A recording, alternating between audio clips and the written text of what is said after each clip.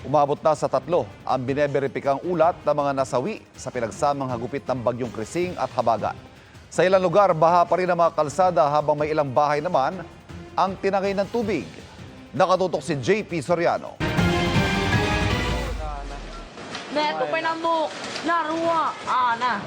Isa-isang bumagsak sa tubig at mistulang papel na tinangay ng malakas na alon ang hindi bababa sa 10 bahay sa Bungaw, Tawi-Tawi kaninang madaling araw. Ayon sa mga residente, agad nakalikas sa mga nakatira roon matapos silang abisuhan ng mga otoridad na agad ding nakaresponde. Nasa covered court na ang mga apektadong pamilya. Sa Lawag, Ilocos Norte, magkahiwalay na sinagip ang 2 senior citizen na stranded sa ilog. Kwento ng rescuers, malakas ang agos sa ilog kaya di makatawid ang 2. Nasa maayos sa silang kalagayan, pati ang mga nasagip ding nilang 4 na alagang baka. Sa Nueva Vizcaya, 5 oras na isinara ang Nueva Vizcaya-Benguet National Road sa mga motorista para sa clearing operations dahil nabalot ito ng putik. Pinag-iingat ng mga otoridad ang publiko sa pagdaan sa lugar. Sa Santa Cruz, Laguna, mistulang dagat na ang National Highway sa taas ng tubig. Diyan alintana ng ilang motorista na sinuong pa rin ang baha.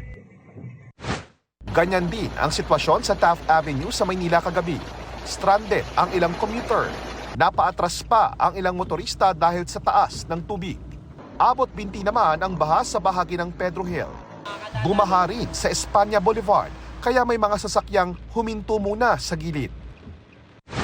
Sa Barangay Rojas District, Quezon City, gumamit na ng mga inflatable na bangka ang otoridad para mailikas ang mga residente.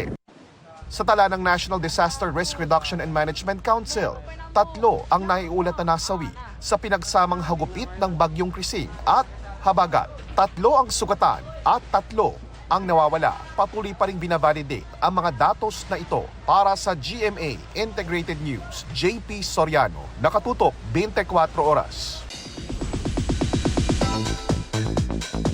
Celebration with a purpose ang back-to-back birthday blast ni Beauty Empire star Barbie Forteza kasama ang kanyang fans. Silipin niyan sa chika ni Athena Imperial. Heartwarming birthday party ang hatid ng fans ni Barbie Forteza para sa Beauty Empire star at sa mga batang nanunuluyan sa isang temporary home for cancer patients, kasama ang kanilang guardians. Namahagi si Barbie at kanyang fans ng mga regalo sa mga bata at nag-decorate ng birthday cupcakes. Barbinatics talaga lahat, ang may pakana nito, sila ang nagplano, ang nag-schedule, ang nag-organize, ang nag-gather ng lahat ng kakailanganin. Hindi napigilan ni Barbie na maluha nang kantahan siya ng cancer patients at alayan ng kanilang mga mumunting regalo. Ako yung napasaya, ako yung nabigyan ng inspirasyon at talagang overwhelming happiness talaga. Nagpasalamat ang temporary home sa tulong at sayang hatid ni Barbie at ng Barbinatics sa cancer warriors and survivors. Napaligaya niya talaga ang aking mga pasyente at nabigyan niya ng mga kailangan, pagkain. Matapos ang isang makabuluhang birthday celebration sa temporary home for cancer warriors na ikinasa ng Barbinatics para sa Beauty Empire star, ay isa pang birthday party ang ikinasa nila para naman mas makaband nila ang kanilang idolo. Present sa isa pang birthday bash for Barbie ang avid fan niyang 84 years old. Ano po yung birthday wish nyo para sa inyong idol na artista? All the best, especially her love life. But I wish I can still see her in her wedding dress. Nakipagsayawan si Barbie sa kanyang fans at nakipagkulitan sa Q&A portion ng programa. Athena Imperial updated sa Showbiz Happenings.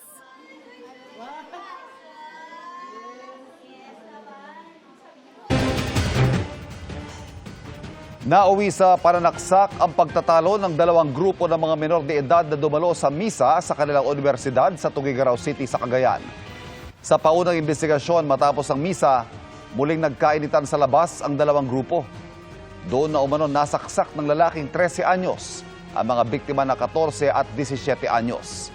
Sinubukan tumakas pero naharang ng mga security personnel ang nanaksak at iba pa niyang kasama. Dinala sa ospital ang mga biktima habang nasa kustodiya na ng DSWD ang nanaksak at isa pa niyang kasamang kapwa menor de edad. Tumanggi magbigay ng pahayag ang mga magulang ng mga sangkot na kabataan.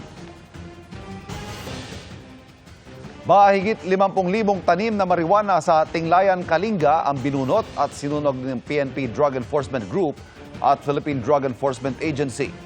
Ayon sa mga otoridad, tinatayang nasa 10 milyong pisong halaga ng mga sinirang marijuana plant.